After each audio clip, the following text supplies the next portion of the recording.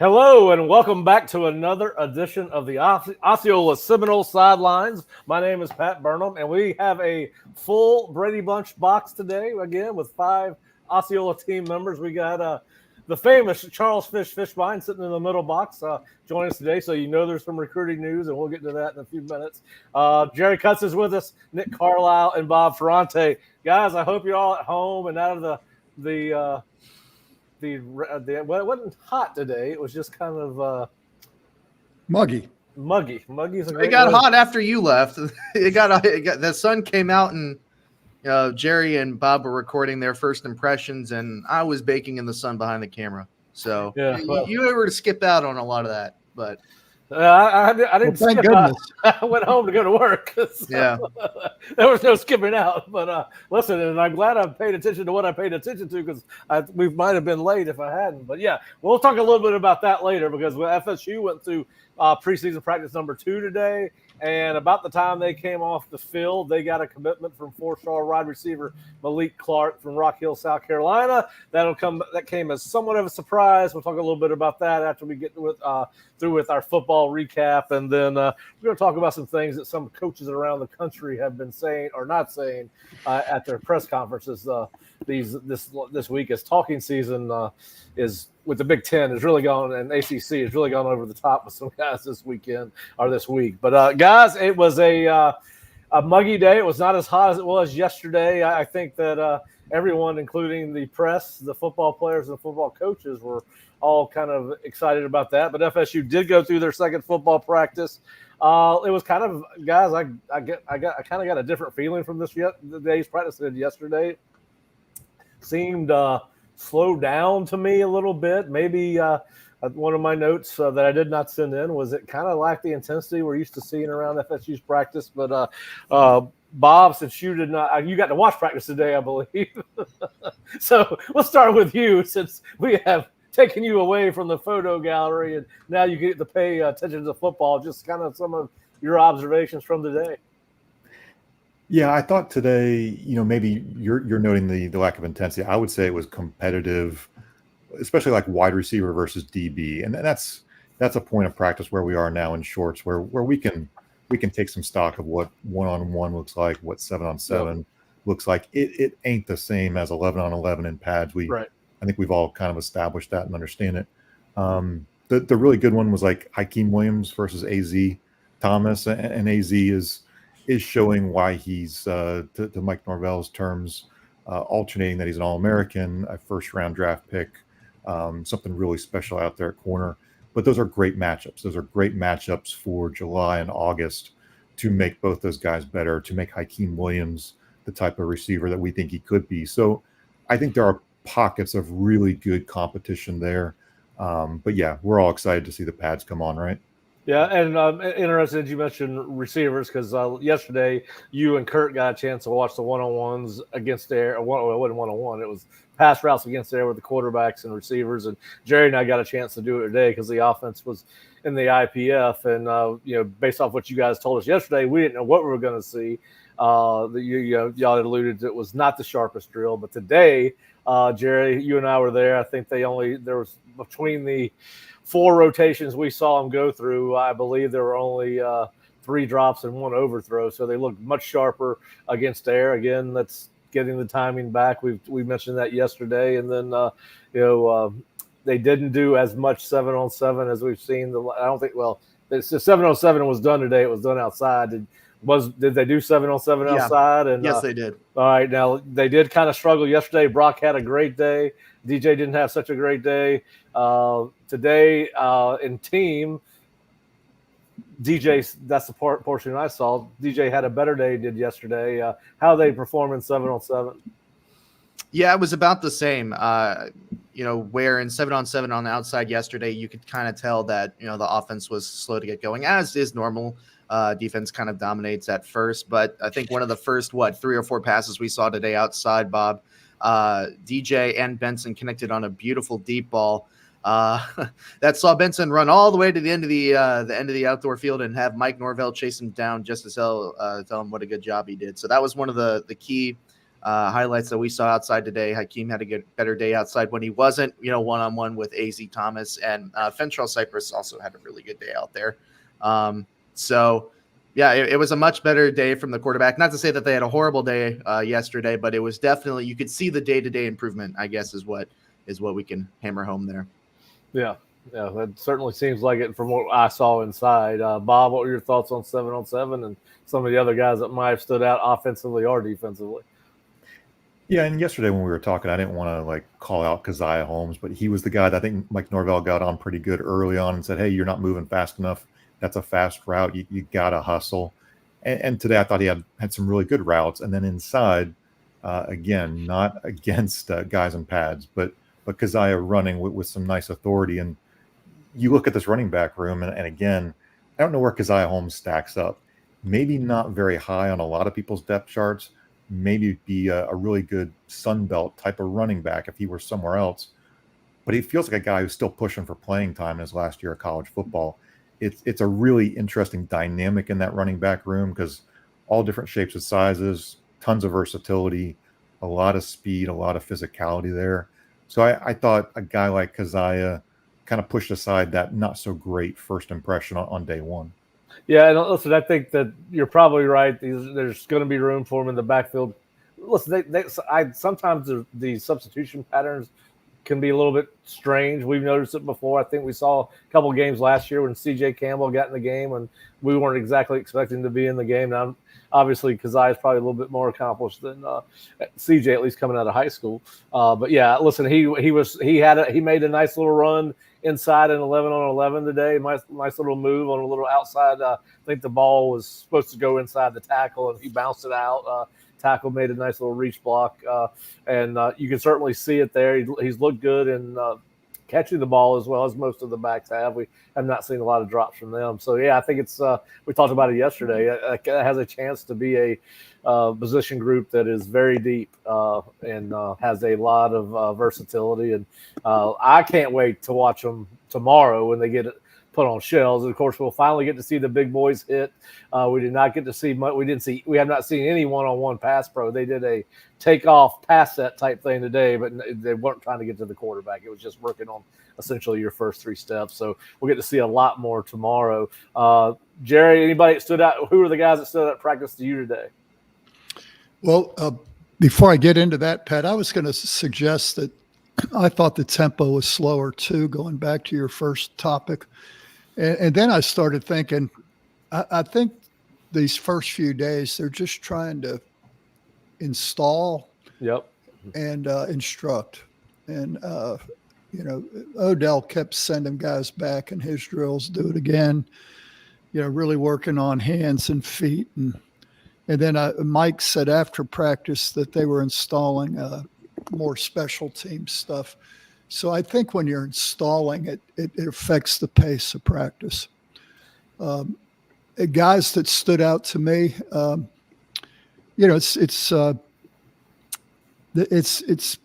guess I look to the younger guys, and that D.D. Holmes really stands out to me. I think I've seen some improvement in at the center position. I really like what they're experimenting with Otto and Rizzi. They stood out to me because I watched it. That's going to, as you've said, it's going to give Washington an opportunity to go focus on his craft at left tackle, and that's huge. So you could improve at two positions with that. Yeah, and listen, I agree with you. You were talking about it while you and I were watching practice today. Rizzi, you didn't know what to expect as far as athletically coming from Harvard, right? We just associated, well, he's probably not that great an athlete. And I'm not saying he's a great athlete, but he certainly has got it that can bend. He's got some foot quickness listen, he played tackle. So obviously he was athletic. He was an athletic guy at Harvard, but he was, I didn't know what to think of him because we had not seen him other than the film against other FCS competition. But he's, again, second day in a row. I'm like, I can't wait to see this guy throw on some pads and see what he can do. Then I just kind of like you, Jerry, because it is in shorts. And, listen, again, we have a tendency to overreact when we see practices in shorts because really you should look good, right? I mean, you can't get tackled, you should catch every pass, you should break every run, those kinds of things. But I watched Manasseh Atiti for a little bit today, the freshman offensive tackle from California via Congo. And listen, I can't watch. So, I get excited about the future for Florida State, watching a kid like him. He's got some natural God-given athletic ability. He's got great size, great feet, seems to take to technique work very quickly. I know Alex was very positive with him today as they were working through that. And, so I started paying attention to some of the younger guys, Jaden Todd.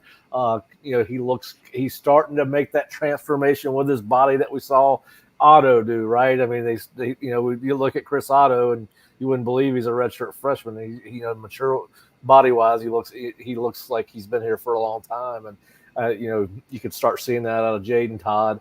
Not that Jaden's probably going to be a factor this year because he's, going to be way down there with the depth they have. But so I started watching some of the younger guys, and, Manasseh caught my eye today. As you said, the defensive end, Dede, caught my eye today. Of course, he's such an impressive physical specimen for a true freshman. And we got our first question of the guys today, guys. We're going to go with Briley. Didn't mean to stop in mid-sentence, but we got some activity. Have the wide receivers improved upon the issue that were present in spring?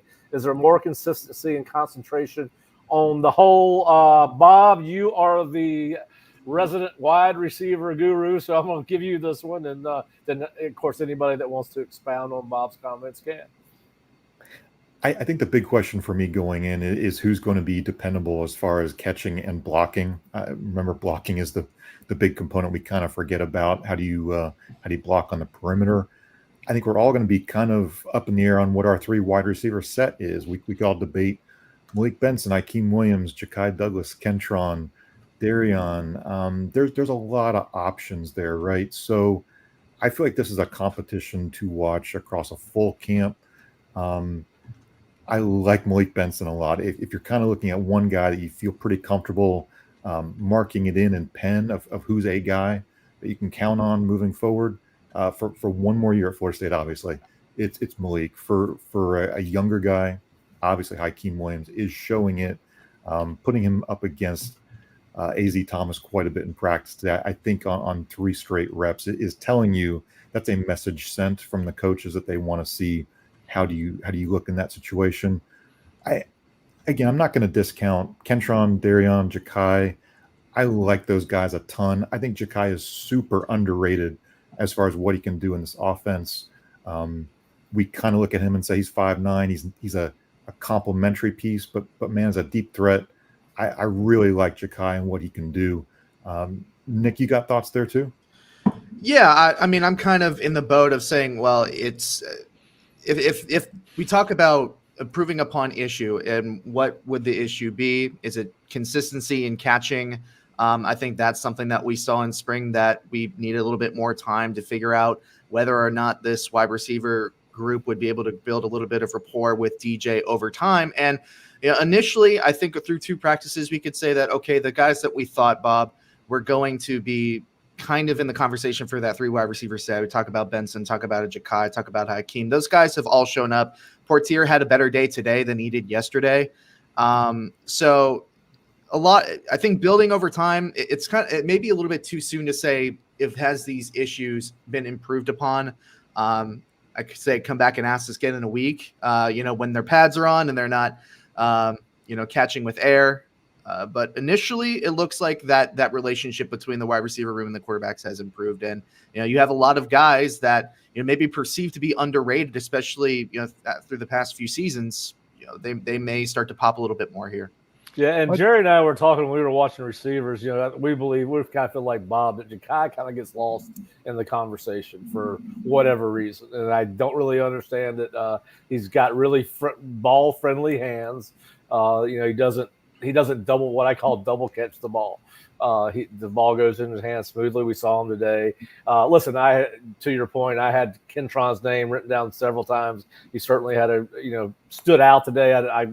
Whether he had a better day today or yesterday, I don't know. What I do know is he stood out today. and he seems to be coming along. Everybody seems, obviously, we've talked about, ever since the spring, Ikeem seems to be coming around, and I think it's, I think you have a pretty good feel for that. Benson, I want to see it. I want to see it in a game. I want to see it or hear about it in a scrimmage. I want to see it with my own eyes, right? I mean, again, we may be reading too much into this because he only had 13 catches at Alabama last year after being the number one JUCO in the world or in the nation coming out of independence. But I do want to see it. Jerry, I know you were getting ready to say something. Yeah. Well, I would agree with you on Benson. Mike raves about him, that he's very versatile in his route tree. And I want to see that. And it's early so far. The point I was going to make on the improvement over the spring, it's a very basic thing to say, but they're all healthy. And in the spring, we had guys that were out for the spring. And so I think if Poitier and Williamson can stay healthy throughout the fall, we're an improved receiver core. Yep. All right, Fish, we got another viewer question. This comes from William at Millen. Do we still get Josh Petty? I'm going to give you, because we have not let you speak yet. I have an answer to this question, and so do you. It's the same answer, so you give it. Hey, I haven't been this quiet probably since birth, so don't feel bad. And thank you for the donation, William. Thank you. All right. I know there's rumors out there that he's looking at Georgia Tech and stuff. We keep hearing about all these kids like going in different directions, but somehow Florida State keeps landing these kids.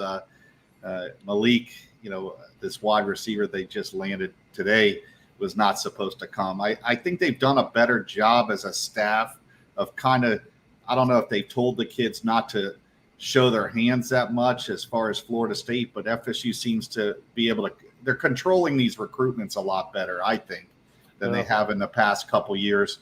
And I feel like Petty, they've invested so much. He's such a major need. And if it comes down to NIL, I think Florida State will put a deal on the table that's worth it for him. And yes, I do still think they're going to land Petty. Yeah, William, both Fish and I both have crystal balls in for Josh and have from quite some time. So it would be a surprise to us based on what we've heard.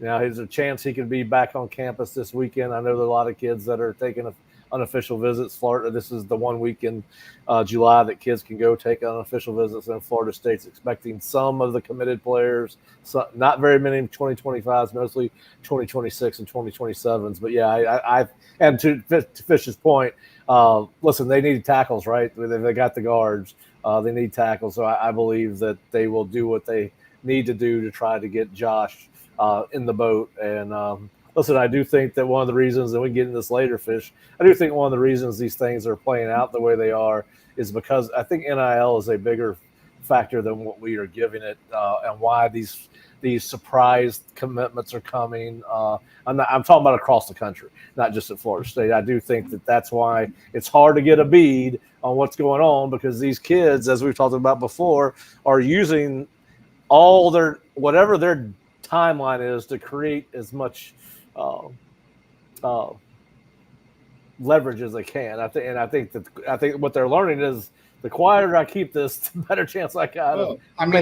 These kids all have agents now. Yeah. And I'm sure their agents are telling them, listen, you're going to lose all leverage if you're like, yeah, I'm going to this school, So I think it's better for them to kind of keep it quiet. You've seen it. You saw it with DJ Pickett. He was supposed to go to Miami, and then it was Oregon. Everybody picked Oregon, and then all of a sudden LSU. And then you think about it, that's what Corey Raymond does, is pull these type of kids. So it happens, but I really like, that they've done a good job of kind of controlling these kids' recruitments and not letting them have all the leverage, Yeah. All right, we got another question from Kelly Lowry, and I think we can answer this one because we do get a chance to video this portion of practice, so I'm not giving anything away that's not already on film. But Kelly, as far as punt returners go, who I've seen working, is that they will continue to look at people. But Jalen Lucas Malik Benson, McCoy, and Hester. Charles Hester has been working, and there may be a fifth guy. Did not write that name down today. Tuafili has been taking reps there too. Yeah. So there's the fifth guy. So listen, and we've seen them throughout the year. They, somebody else may jump in there like Keon did last year, where all of a sudden they couldn't find anybody that they really were in love with, and Keon wanted to do it. But those are the five guys. And listen, of course, I'm going to be biased in this. It's an opportunity to get the ball in Jalen Lucas's hand. That's who I want to see. We were again today. We were impressed with what we saw. He continues to be impressive. Jerry, I know you said there was a time he was making a cut. You actually thought he might be on the ground. Hey, Kelly, he put that. He ran on all threes. He was very low to the ground. Yeah. So I think he can make some people miss an open field. Now, obviously these other guys are talented, and listen, you got to be able to catch a punt with 11 guys running down at you. That's hard to do. I don't think they've probably got to see these guys in live reps. I don't know how many of the reps they got in the spring, but certainly, but they got four or five candidates back there, and we'll see how that goes as it continues to, as Kelly said, Lucas is sudden. Yes, he is sudden. Today he was sudden today. We were watching him go through a little pass set takeoff drill between the offensive and defensive lines. It was not a true one-on-one situation. They're basically working on the first three steps. Boy, did Darrell Jackson get on top of Richie Leonard one time. Oh, my God. That guy, I can't wait to see that guy in pads and see him play the whole year. But, all right, we got another question from Briley. Pat, before you go, Yep. Kelly asked about kickoff return as well. I have not seen them working a kickoff return yet, so I do not. I mean, I would think it would probably be similar guys. I think those at least a couple of those guys would be in that pool, but I have not seen them work kickoff return. Now, Kelly, just so you know, the way we have to watch practice is they practice half the team is in the IPF, half the team is outside. If I choose to work the IPF, Florida State will not let me go stand out on the field and watch the outdoor version of practice. I have to go to the baseball stadium. So what we have done, so we are literally, it's a team effort every day to try to provide you guys with what we're seeing. And I have not, and they probably do at least the first 2 days. If they've done kickoff return, they've done it out in the sun. As an elder statesman, as Jerry and I, as elder statesmen, we get to pick the air conditioning. What I've seen, Kelly, is Lucas is back on kickoffs. The few glimpses I've seen of kickoff done, he's been back there. As Pat said, I think those five will be the candidates that are on punt, could also be on kickoff. They'll pick one and go with him as the punt returner, but that's what we're seeing. And before you move on, Bob, I believe you and I were outside, and they were doing kickoff outside. Lucas was one of the people there. Tuafili was as well. They were just doing a kickoff drill. I don't know if that means anything or factors into anything in terms of like who will actually be there come August 24th, but Lucas was the first one up there. So it looks like he's going to be one of those guys. We'll certainly keep you updated on that. Another question from Briley. Lawayne McCoy and Elijah Moore can either or both be a major impact freshman this year in a wide receiver room with question marks. I'm just simply going to say this, and if anybody wants to expound on it, that's perfectly fine. Elijah Moore has been very impressive in 2 days in shorts. Where this leads when he's got to worry about a safety coming after him, we'll find out. But if you took the 2 days in shorts, you would certainly say, hey, that's a kid as a true freshman that might have an opportunity to earn his way into the rotation, as many wide receivers as Florida State plays. But anybody else want to expound on that? I would agree with Elijah Moore. He's a bigger kid, and he catches the ball with his hands. He extends his arms and catches it with his hands, which is a big thing for me. I think just to add, the red shirt rule means you should be playing freshmen at least 4 games, right? Yes. So you have the opportunity to get guys out there. I don't think historically, though, Rashad Green, Travis Rudolph, a lot of freshmen haven't played and been major impact freshmen. So if you take the word major out, I think you can get some impact out of guys like Elijah Moore, but maybe not major impact. No, well, yeah, and I think he's got a chance. I think we'll find. Listen, the tell's always told once the pads come on, you got to start live bullet starts flying. But yes, he's been very impressive. I typically, at my default for any freshman, typically true freshman, is that they're probably going to be a year away. But we've seen some freshmen, and we've always said that the further, and Kelly probably already knows this, and Briley does too. To me, the further away you get from the middle of the field, the easier it is to play as a young guy. Wide receivers, DBs, particularly corners, and running backs. Other than that, it's hard to play unless you're just one of those rare guys, which, we're in the crop that Florida State's bringing players in. As they continue to build this thing where they're recruiting more 4 and 5 stars as they continue to win, you'll see more freshmen come in and have a chance to play. I do think that. I do think that's a possibility. But, so, hey, we appreciate you guys asking us questions. That these are a lot of fun to answer. And obviously, luckily we've been able to cover them all. And we hope to be able to do that for you every day with 5 people at practice on a fairly regular basis. But, so it was a good day of practice. Our understanding is tomorrow they are going to go in shell. So we'll see a little bit more contact work. We have not seen a lot of offensive versus defensive line contact work. Obviously, in the past, they have done some full-speed one-on-one pass rush drill in helmets, but we have not seen that the first 2 days. But guys, if there's anything tomorrow in tomorrow's practice that you're looking forward to seeing because they're throwing on pads, what would that be? I would say blocking, especially on the outside. I think I'm really interested to see that, just how they're initiating contact with one another. I think that's a big thing. I don't know if anybody else has any ideas there.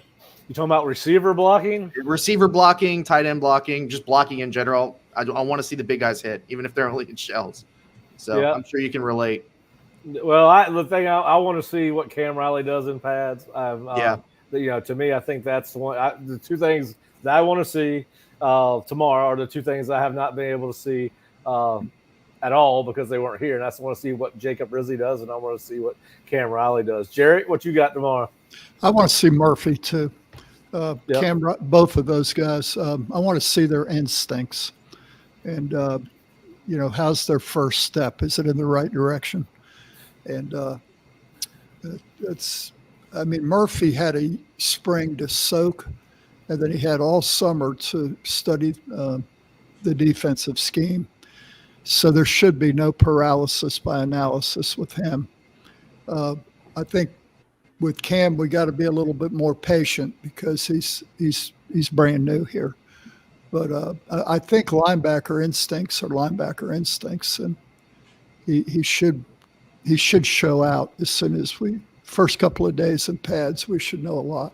Yeah, I agree with you. And listen, we got a great thread going on the camp competition linebacker thread.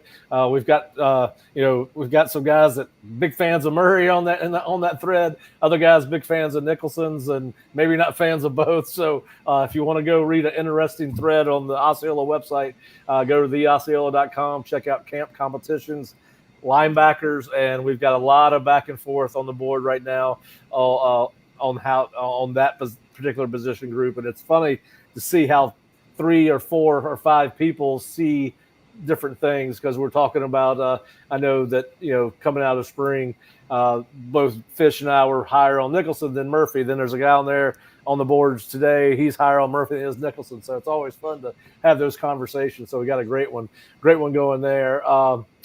But we got it. William thinks that Rizzi may beat out Smith. Listen, William, I appreciate it. There's been people trying to beat out Maurice Smith for years. He's kind of like a cockroach. He's not going anywhere.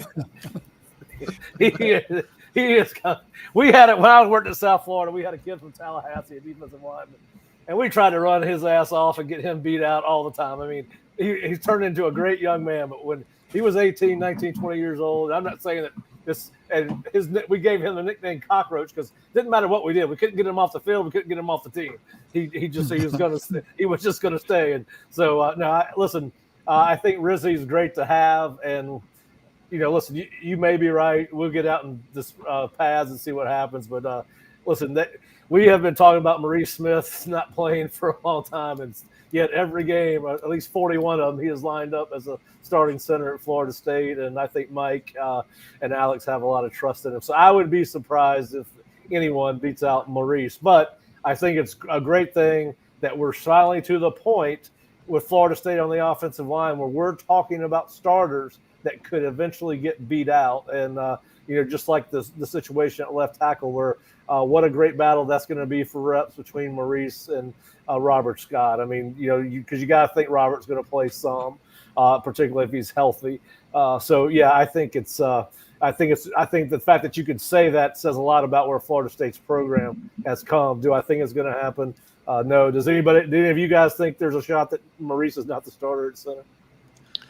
I don't think so. But it is really good I think both days it's important to note that we've seen Rizzi I don't think we've seen him take reps at guard yet, Pat. I don't know if you saw anything inside, but most of his reps have been in center. And we've said it countless times on the show the past 2 days is that, having a guy that's not only willing to learn that position, but be able to be a mainstay there on the 2 deep just does wonders for the depth of the offensive line around him. So he's really going to be a luxury, I think. And he's a smart kid. I've seen him multiple times, after rep talking with, I don't know if it was Fertitta or another assistant or whatever, but, the coaching was there and he was taking it in. So willingness to learn. And, I think he's going to be a great addition. You talking about Rizzi being smart? Well, yeah. You think he went to Harvard? You think he's smart? He is probably telling the coaches what the best angles to take are. It's probably like some geometry. He's got a protractor in his pant pocket. He's got the old standard, the old compass that you use. Hey, I did notice yesterday that he did pick up on some new technique stuff that they're having. He picked up on it really quick, as I said yesterday, as you can only imagine. He's from Harvard. He's probably got a pretty good handle on things mentally, I think. Well, the other guy they got working there is Chris Otto, and he was recruited by those Ivy League schools, so he's a smart person too, and he looks really good at that position. If you were going to go ahead and make an investment for the future, Chris Otto would be a good call, but he can also help you at right tackle. So I think they're cross-training him, whereas Rizzi, it looks like they got him stationed at center right now. I like that one, Briley. That's a good one. Is that a protractor in your pocket, or are you just happy to see me? All right. Does that come from a movie, Briley? I'm not sure.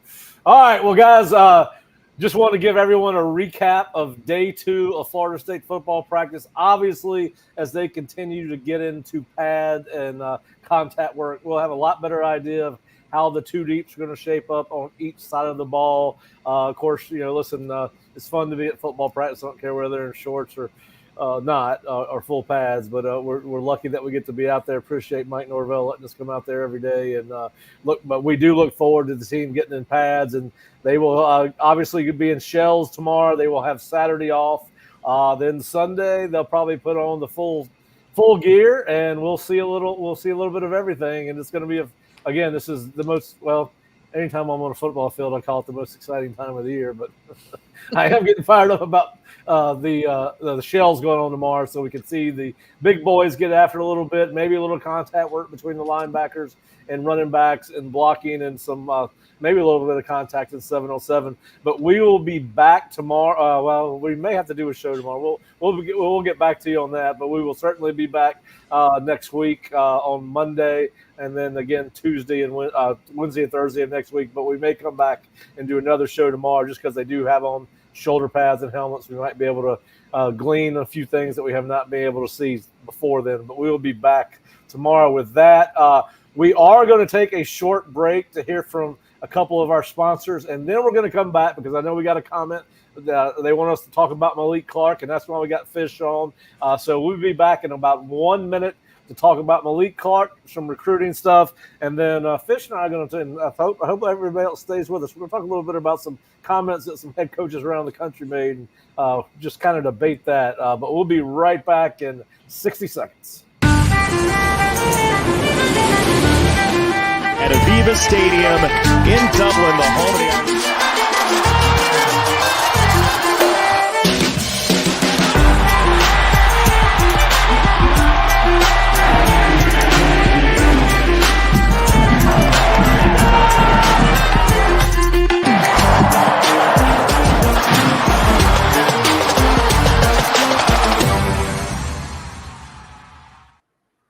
Hey Seminole fans, Alumni Hall is your ultimate FSU shopping experience and has moved to a new location off Timberlane Road in Tallahassee.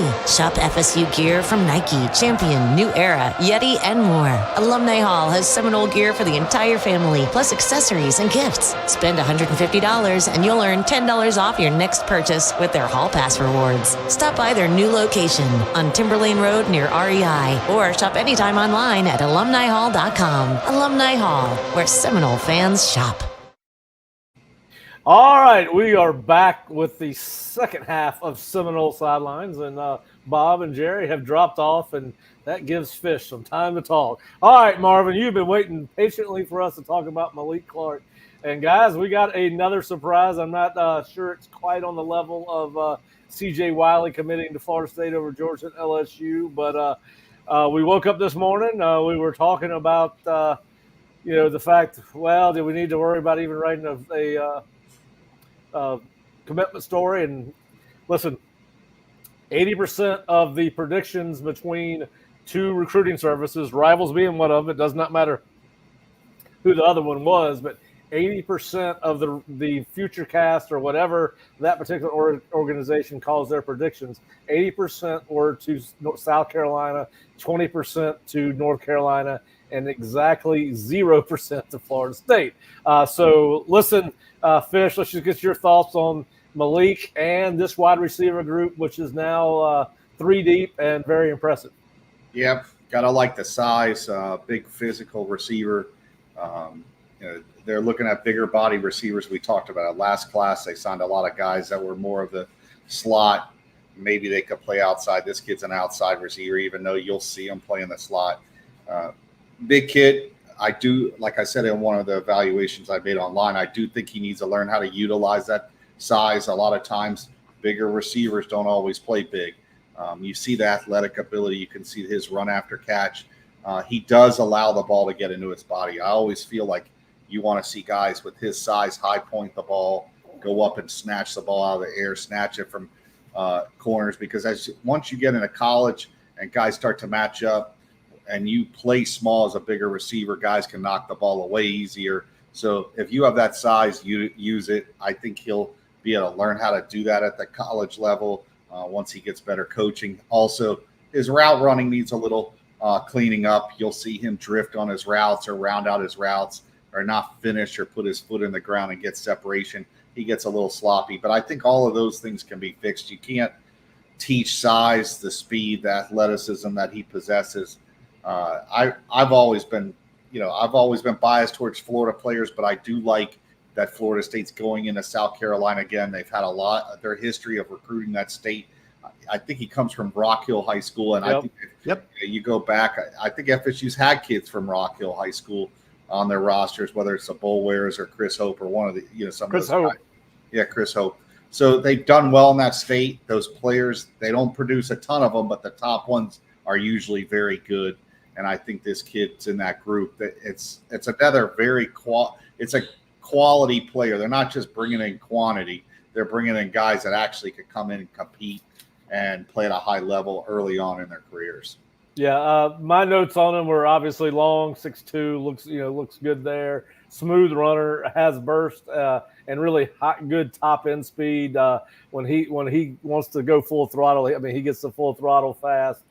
Good ball carrier. I thought he was very good after the catch. Fish. Don't know if you thought about that. No, he was very good after the catch. Yep. One of the things, like I said, his suddenness and his ability of putting, like he's very smooth. There's no hiccup in his gait, or when he's running, you don't see him slow down when he makes his cuts. It's very natural. He has that ability to get in and out of his cuts. So that's something that you can't teach with bigger guys. A lot of times big receivers are a little stiff. He's not a stiff kid. He can change direction on a dime, and there's no loss of momentum when he's doing it. Yeah, I was great pickup for Florida State. He moved his commitment moved Florida State from the 25th ranked class by rivals for 2025 to the 19th ranked class, and you start adding guys like Josh Petty and some of the guys that are still out there considering Florida State. You've got the 2 linebackers that they're bringing in the fall. Is it T.J. Alford? Alford and Jackson. Yeah, and Ty Jackson. So, listen, this class can just continue to get better. And listen, we talked about this in the offseason. Can Florida State keep the momentum rolling in recruiting? I think what they've done, they worked very hard at recruiting. You have about 60 guys on campus this weekend. Now, how many of those guys are legit, we'll find out. But they'll have about 60 guys working them out. They're doing this obviously in the middle of camp, so Mike is obviously not going to slow down, making recruiting a priority, and winning ball games with the kind of work ethic they have in recruiting should produce some great results. And I think that's what we're seeing now. So if they can continue to do the things they're doing on the field, I would imagine that they will close out this class rather strong. And they've got some big name guys still on the hook, so we'll see how it goes. But listen, we haven't even got the flipping season, right? We'll see how that goes. When I think the NIL is going to take some of the volatility out of flipping because budgets have been set, other commitments have been taken. I think that's something. And now you're gonna go get a good player, right? If someone's gonna get good enough, you're gonna find a way to get him. But I do think that we will see less flipping because I was talking to a guy today that's heavily involved in recruiting, not at Florida State, just a recruiting guy. And he says, I don't think the flipping will happen as much in the NIL era as it has previous to the NIL era. Because I think, and he's talking about late in the process, Fish, where if you're waiting to October to flip and the school's already got, let's just say 3 linebackers committed, and they've got the money committed to them, NIL money committed to them, you'd have to go rework your system, right? So I think there'll be less than that. That's again, we're learning as NIL continues to be a normal part of this process. But what are your thoughts on that, Fish? The fact that you think we'll continue to see as many flips as we've seen, or do you think the NIL will have an impact on that? I mean, I think it's going to come down to these contracts that these kids are signing with these schools, what the wording is in there. I just don't think you can offer a kid all this money and they take that money and then they decide not to sign with you. I think it's gonna cause a lot of problems. So I think you're probably correct. I've always said that this NIL thing will work itself out. Yep. That it's not sustainable in the current format. You can't just have kids taking money. I know they used to do that, but when you're talking about these guys actually putting budgets together, it's no different than NFL with the salary caps. You can't just have kids randomly coming in and out and paying them and not getting anything for what you've paid for, because eventually the people that are paying those bills are going to say, wait a second, I gave this kid $200,000. Now he's not signing with us. I'm not going to give you guys any more money. So there has to be a commitment all the way around, I believe.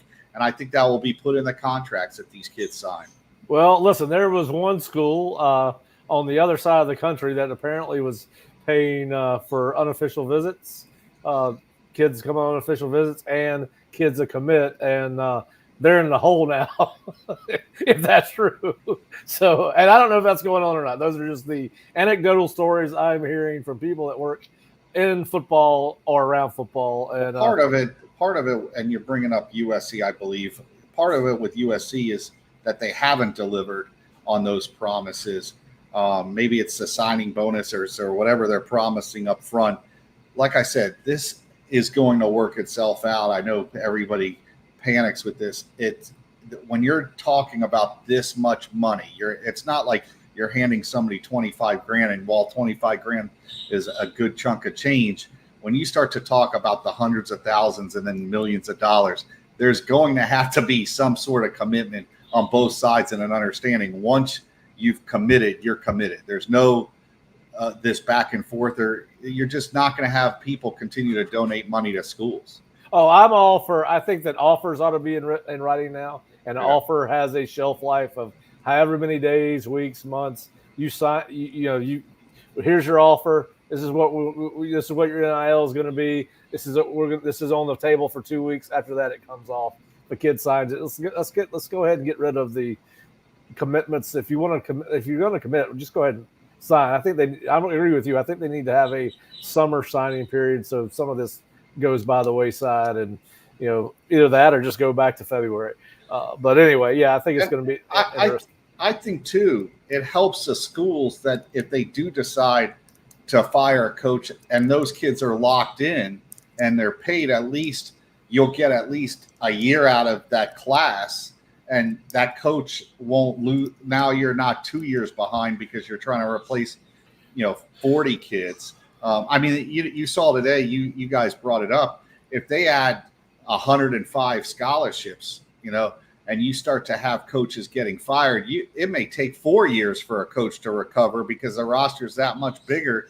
You have to have something where these kids are tied in, locked in at least for a year, so that new coach too doesn't get hammered, and you're just going through a yearly thing where these guys are getting fired and you're going nowhere as a program. Yeah, I want somebody to explain the rationale behind the 105 to me. Stupid. You don't need that many people for a college football team. No. And unless you're going to go to 5 for 5 or 4 for 4, which I've always been a proponent of 5 for 5. We give them 5 to play 5. I don't understand the red shirt thing. But I just don't get the 100 and what it's going to do. And you and I talked about this offline via text. It's going to kill FCS football. Oh yeah, it's going to kill FCS football.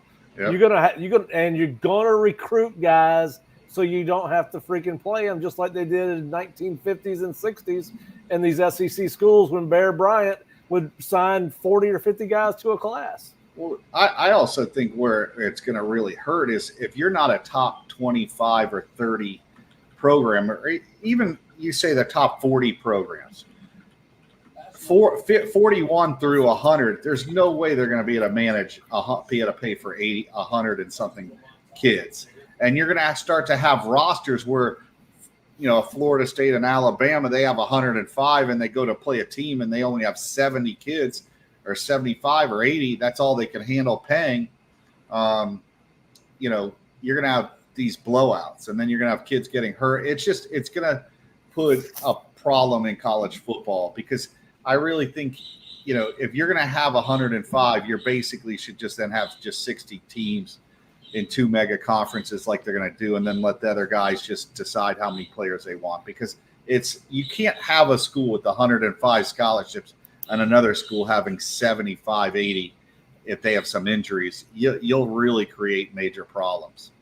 So you're looking at it's basically you're signing 21 kids a year, and that's minus attrition in the portal on average if you took 21 times 5. So it's going to be interesting. I think what's next is scouting departments. They got them, but I think you're going to start seeing scouting departments on the road. It continues to evolutionize, and it's going to be interesting. But yeah, I don't understand the 105 at all.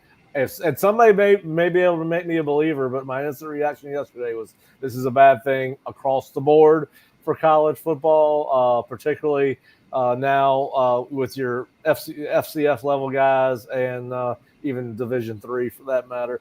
But we'll see how it goes. But guys, all right, so we will have more recruiting next week after I don't know whether they're calling it elite camp or a chill and grill like they are at Georgia or wherever they're doing these things. But Florida State is supposed to have an elite style camp. How many of the kids work out with high school practice starting Monday will be very interesting.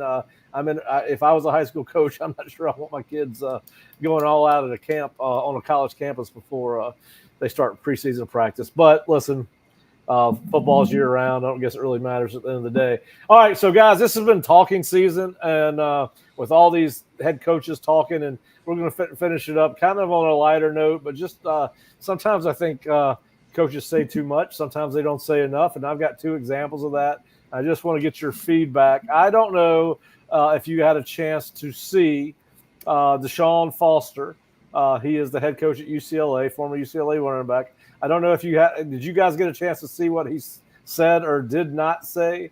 I'm sure you guys don't know much about UCLA, our football program, but we're in LA. It's us and USC. And then they went to a long, awkward pause, and they just said, I'm excited to be here. If I was a UCLA fan, I would be petrified of what's fixing to happen to my football program. Now, that may be an overreaction because I know he's got some good coaches on that staff. His defensive line coach with the Rams, Eric Bieniemy was with the Chiefs. I'm not saying, but I mean, I'm just basically excited. That's it. That's what he said. I mean, then one Twitter Bruins fan goes on and says, "Oh my God, they're going to go 2-10." Boy, University of California in Los Angeles didn't give it away. Yeah. I mean, it would be hard for me to believe that he doesn't think anybody knows anything about that football program.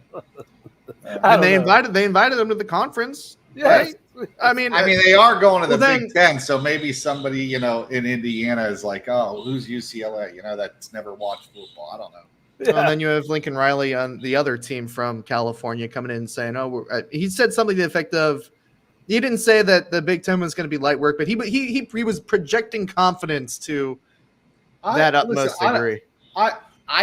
I agree with them. I've always said, because I think once you get past the first 2 or 3 teams in that conference, I don't think the conference is as dangerous as everybody says. I think it's a good conference, but understand one thing. USC, when they step on the field against 90% of those teams in that conference, is going to have a major advantage athletically. And yes,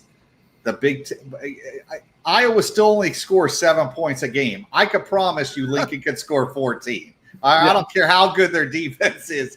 He'll get to 20 at least. Listen, and all this is, and a lot of the shit that's going on around Lincoln right now is because of dumbass Feinbaum going on saying that he should be fired, needs to be fired, or will be fired, and they need to bring Deion Sanders in there. That's where a lot of this thing is coming from. And then listen, obviously in the industry, there's a lot of talk about the fact that USC is having some problems with its NIL. Supposedly that's one of the reasons Jason Zandamela came back to the state of Florida and ended up at Florida. Who the hell knows? But yeah, listen, they paid Lincoln Riley a lot of damn money to leave Oklahoma. I don't think anything's happening at USC anytime soon. But the thing with Deshaun Foster, who I loved as a player, that shocked me. I mean, I was like, you got to, all right, whatever. And I think he probably should have said more. And now the example I'm about to give you is somebody that should have said less. So this was part of a quote from Mac Brown talking about his football team and his offense in particular. I think we have a chance. I think we can have a better chance to have a better team without as much hype at quarterback. We'll run the ball better. We'll play better defense. We'll play complementary football better. With Sam and Drake, you're trying to win the Heisman. You're throwing it every time. He decides what the hell they do. Why was he not trying to win football games? And I know he's probably overstating things. But again, this is something that did not – why would you say that? I mean, it makes you sound like you were doing something for the good of one guy on your offense as opposed to the other 21 guys on your team. Yeah. This is a problem with having a coach that's been in coaching too long, and they don't want to take accountability anymore. Mac Brown should have never been hired personally the second time around.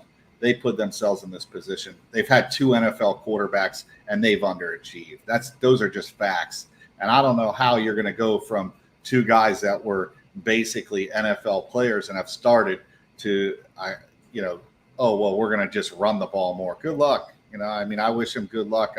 Maybe they win 10 games, but I don't think it's a promising season for them in 2024. Well, I was telling Nick I know some other people do it. A lot of people do it where they do talk about what coaches said during the course of any given week.